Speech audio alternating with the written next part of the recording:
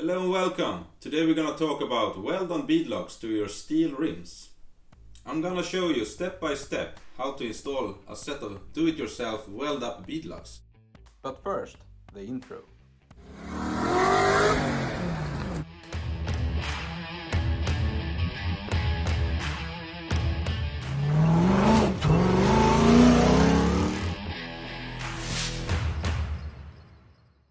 These beadlocks are bought from a Swedish company called Mahlin Advanced Mechanics.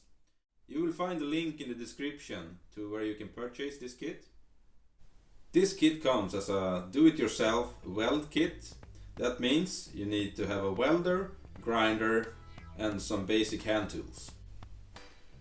Usually the tire sits inside of the rim and lays against these two edges. When you're driving off-road you want to have better traction, so you air down your tires.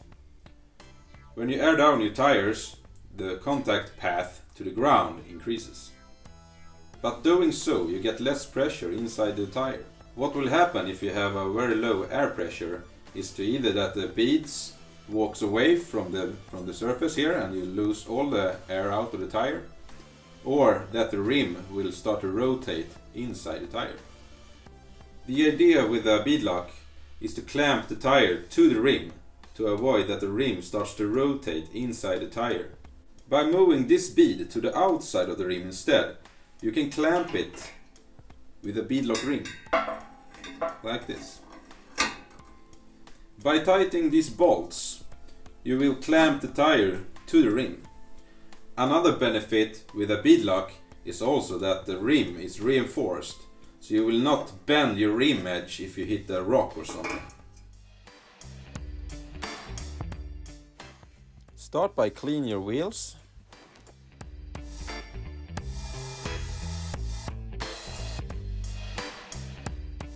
Remove the rims from the tires. If you're going to use your old rims and you have some dents in them, use a hammer to remove the dents before you start the process. Next step is to remove the paint from the rim.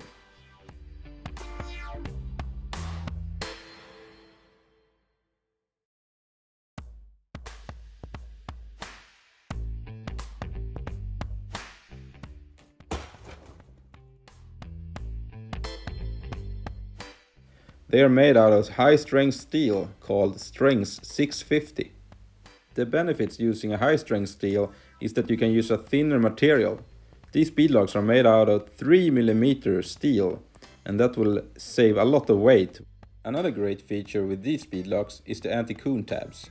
These tabs will prevent the outer ring from start cooning when you tighten the bolts. Use a grinding disc to make a chamfer on the inner ring. This will make the installation process much easier later on.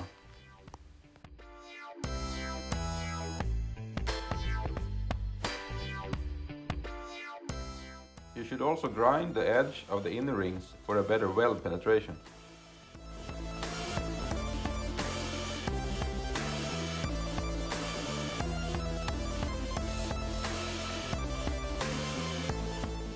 Make sure you have access to the air valve.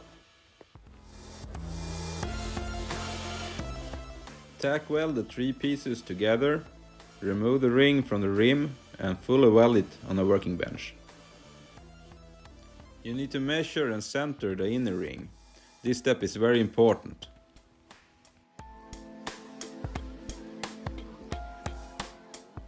It's time to fully weld the ring to the rim. Make sure you weld in smaller sections and in a cross pattern.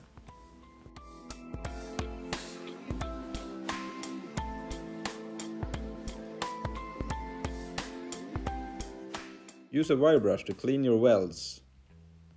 It is important that the welds are good, because this is what we're gonna keep the air inside the rim. If you find a bad weld, grind some material off and weld it again. My welds are not perfect, but they will do just fine. Now it's time to start with the outer rings. The first thing you should do is to make a chamfer on the small edge, and this will also make it easier when you assemble the beadlock later on. Grind the edges on the outer rings for better weld penetration.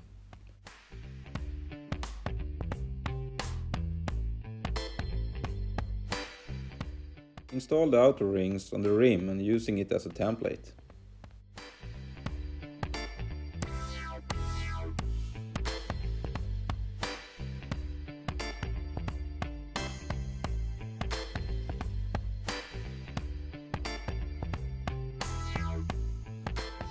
Tack weld the outer ring and carefully remove it and fully weld it on a working bench.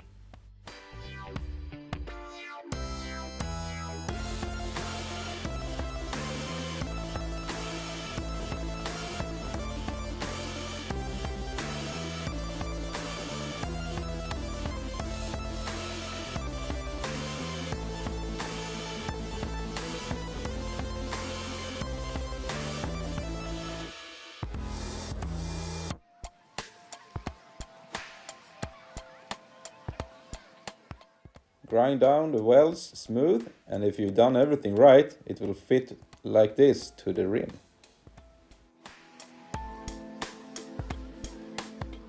When you have welded the rims and the outer rings, it's time to prepare for paint.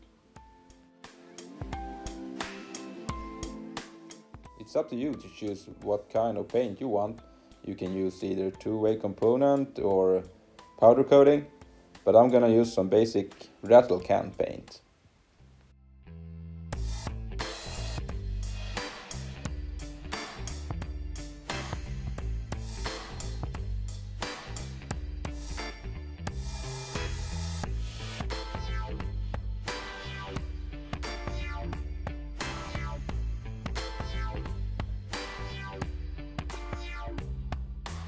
When you have painted the rims and the outer rings, it's time to begin with the installation of the tires.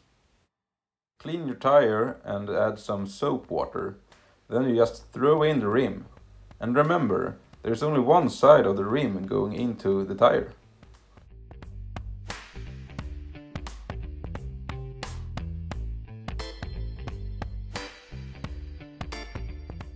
The recommended screw type for these beadlocks is a hex screw. You can find a complete set from Advanced Mechanics, and there's a link in the description below. Since these wheels will be installed on my Cherokee and it's not gonna be a hardcore off-road rig, I went with these bolts instead. I do not recommend using this kind of head on the bolts if you intend to use your car off-road, because if you destroy the head on these, they will be very difficult to remove compared to a normal hex bolt.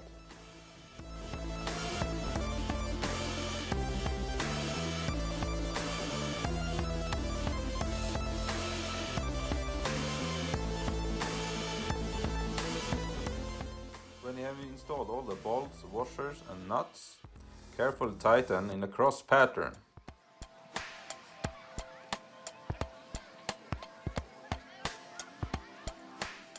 Tighten all the bolts until the anti-coon tab is resting against the inner beadlock ring.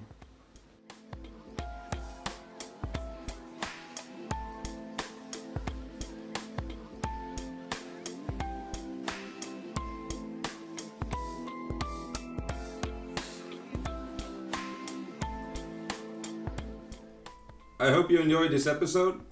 I have 3 more tires to install, but don't forget to subscribe and hit that like button. See you next time.